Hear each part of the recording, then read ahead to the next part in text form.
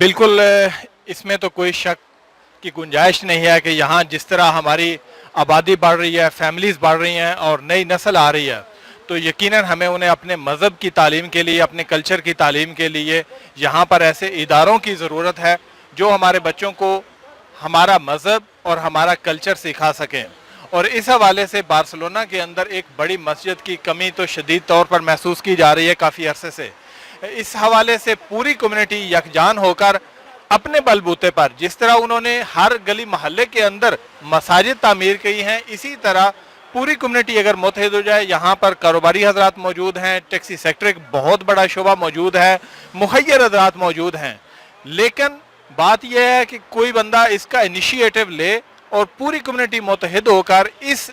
Car खैर में उसका दस्तो बाजू बने, तो ये काम बिल्कुल नामुमकिन नहीं है और इसको ज़रूर होना चाहिए। और ख़ासकर इस अहमियत को वो लोग बखूबी जानते हैं जिनकी फैमिलीज, जिनके बच्चे यहाँ पर पढ़ रहे हैं, वो इस ज़रूरत को शदीद तौर पर महसूस कर रहे हैं। लेकिन ये आवाज़ जो दोस्त चैनल ने उठाई है, यकीनन ये आवाज़ गली गली, घर घर, एक एक फ़र्द की आवाज़ बनेगी और इंशाल्लाह इस पर अमल दरामद भी होगा।